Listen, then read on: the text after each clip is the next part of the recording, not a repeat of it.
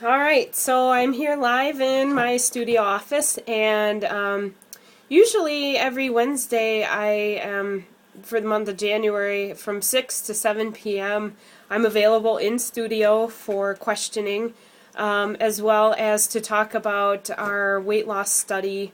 It's a research aspect that I'm putting together and beginning to do for an indefinite period until I gather enough data from enough resources to contribute to my book that I'm writing.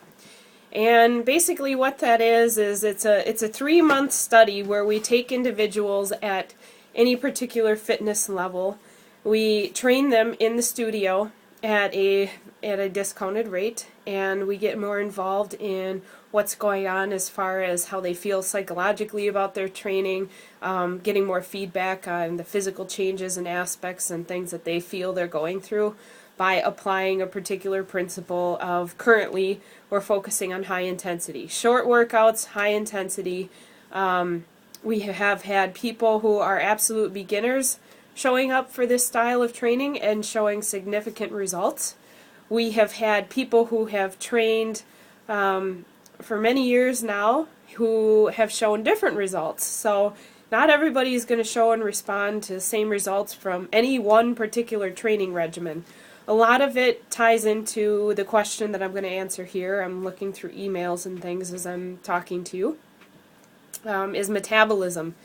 Metabolism needs to be directly targeted via how, when, and why you eat, what you eat. And a lot of people make that as their number one mistake. They're not at all focused on their nutrition, or if they are, they might be focused on, well, no fat, low fat, whole grain, starch, and that's a problem, because even though it may be reduced calorie or it may be whole grains, that doesn't mean that's necessarily a weight loss inducing sort of way of eating. So we also, we have to look at the metabolism from the aspect is, what's a person's resting metabolism like? And usually there's some pretty good visual cues there, as well as talking to the person to gather information about what they feel their metabolism is or is not showing. So some of the things that I look for are a person's body temperature while they begin working out with me. If they warm very quickly, that's a good indication that the stimuli of actually doing a workout boost their metabolism faster rather than slower. So, for example, myself, I may begin to do cardio, and if if I haven't been doing cardio and it's an off season and I haven't really been focused on cardio, it may take me 5 to 6 minutes before I actually begin to get warm. Now, if my metabolism is running very efficiently, it will be up to, no more than 3 minutes, and I notice I'm already starting to get warm.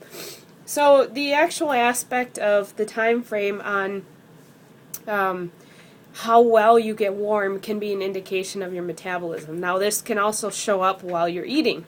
A lot of people are like, well, I'm not naturally hungry all the time. So that would also be an indication of what might be going on with metabolism. So we need to change up the frequency, maybe get that person eating even though they don't feel like eating. So there's a lot of things that we do and we look at when we're looking at metabolism. And as I'm going through my individual research for this program, that is one of the things that I'm watching clients for, whether they're giving me verbal cues or not. So once I've identified some things there, I do have that discussion with them as to what they may be doing correctly or incorrectly. So that's a little bit on the metabolism piece. Body typing, ectomorph, mesomorph, endomorph. I got another email about that again today. Somebody's saying they want me to look at their pictures and identify what body type they are so that they can go forward in training. And that's quite a detailed measure, and it shouldn't necessarily be the first one to look at while you're training unless it's kind of the obvious as far as going to be an issue for your style of training. Ectomorph is the skinnier body type that has a hard time keeping muscle. Mesomorph, that is kind of the middle path, kind of the ideal in my book. And mesomorphs have a good musculature, They're not excessively fat or have a tendency to get excessively fat. They're just right around the middle, kind of the easier body type to work with. And then the endomorph carries a little higher level of body fat and definitely will have a harder time getting and staying lean. So with those three body types, you know, there are specific measures of training to go toward. We can use building muscle as a tool to boost the metabolism. However, in somebody who's an endomorph, perhaps we don't want to build muscle too fast because the body fat levels can't come down and they're just going to feel like they're puffing up.